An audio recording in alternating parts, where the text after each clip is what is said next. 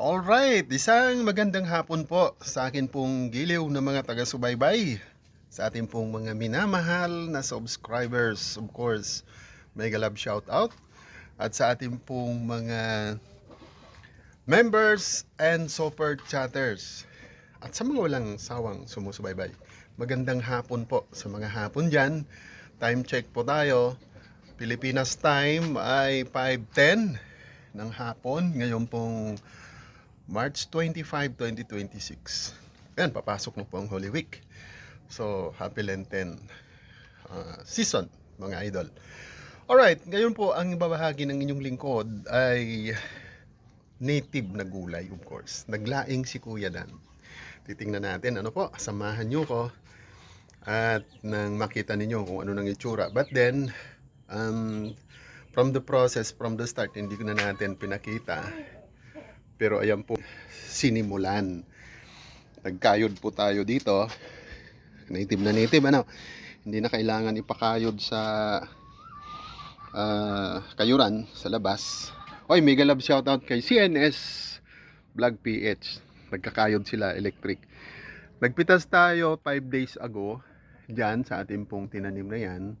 At yun po ang ating nilaing.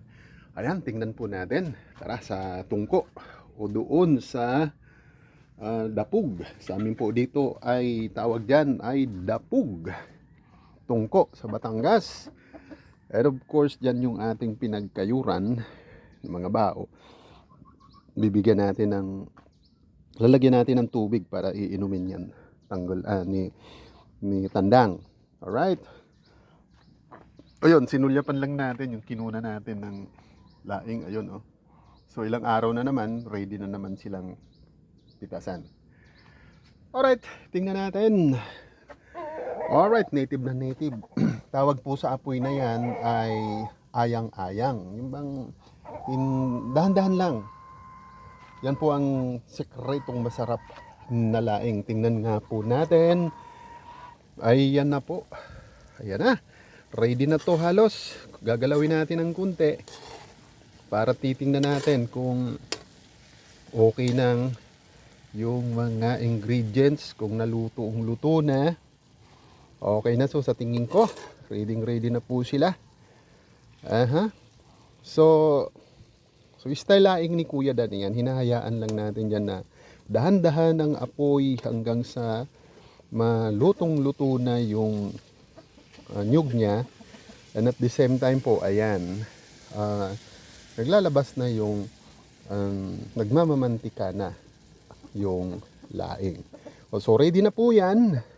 So ang hinalo po natin dyan ay siyempre basic onions, garlic, meron po yan ng ginger, of course, mayroon yan pong tinapa.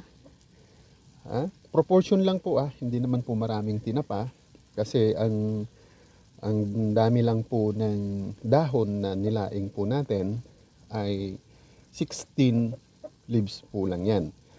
And sa ganyan ka, pero dalawang nyug po ang inilagay natin. Dalawang nyug siya. At sa ganun ka daming leaves, yung pinakalaing niya, naglagay po tayo ng more or less 1/8. Kulang-kulang 1/4 na pork. Para yan, ang talagang kinakahiligan ng mga kumbaga yan ang trending na laing ngayon. Hindi na maaaring wala siyang pork. Alright, so ayan po, maya ay ahanguin na po natin yan. So okay na po yan, apoy na yan, di na natin gagalawin. Ayan, di na natin siya paniningasin hanggang sa hanguin na natin. So ayan po, native na native ang ating meron pa akong audience, bay ka naman. Ayan, si Papa P. Ayan, audience ko yan, Alright. So okay, yan po ang aking menu for today. Pang dinner po natin yan. Tonight, of course. Palalamig-lamigin natin. hintayin natin na mga 7 o mga 6:30 o mga 7:30 ganun. Yan ang dinner time ni Kuya Dan. Alright, so another accomplishments aside from naglaing po tayo, in-extend po natin yung kulungan natin dito. Ayan. So, ang lapad na po niyan is 2 meters by 3 meters. Kaya, preparations po yan natin pag napisa na yung ating naglilimlim na inahin, yung asawa niya, tapos ito bagong asawa niya, yung itim, pinapaitlog niya. Tapos meron pang isang brown. 4 nga po ang asawa ni Tandang na si Talisay. Sana all. Alright, so tingnan nyo po ang aking panibagong gawang kulungan. So sinimulan ko lang po yan kahapon. So ang dingding lang po niyan ay mga kawayan, of course, pati ang pintuan kawayan. Tapos yung ibabaw niya ay yung mga kahoy na natumba nung uwan. Yung mga tinambak natin, yung pinatayo natin doon, no? Yung iba mga pinatayo natin doon ay yan po ang ginamit natin na pang takip. Alright? At patungan na rin natin ang mga firewoods. Ayan. Pinapatungan natin po yan ng mga panggatong. So madali lang po yan. Pag gagatong ka doon sa loob ng kulungan, nandito kasi yung tungko, isang di pa lang, maabot mo na siya. And at the same time, dito sa tabing nyugan, diyan po sa tabing nyugan na yan, nagpitas po sila, nagharvest po sila ng mga nyug at binalatan na nila pagbagsak, pagkagaling sa puno, sabay binabalatan. So humingi po tayo ng mga bunot.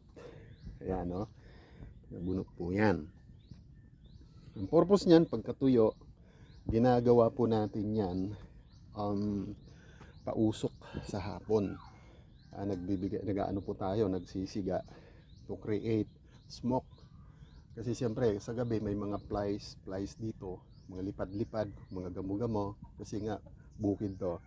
So magandang pang ano yan, pang bugaw, pang taboy sa mga gamo-gamo na umiistorbo sa atin sa gabi.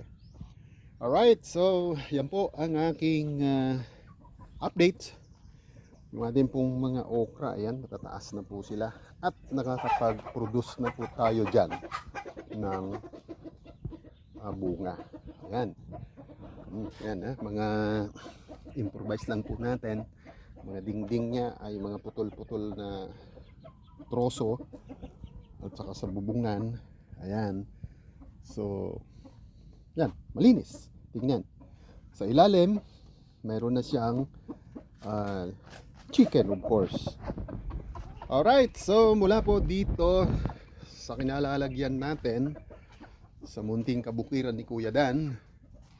Alright, dito po sa Barangay Pandan, lungsod ng Ligao, probinsya ng Albay. Ang inyong pong lingkod, nandito pa rin.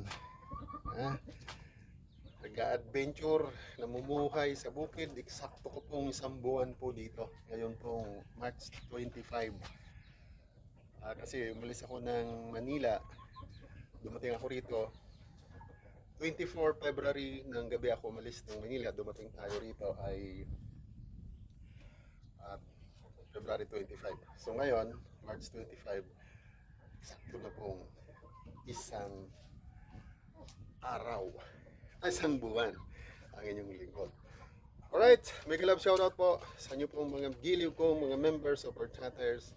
By next episode po natin, isa-isahin ko naman po kayong kukumustahin at isa shoutout sa ating pong vlog. Alright, God bless us all. Dan TV Vlog is signing off. Alright, bye bye.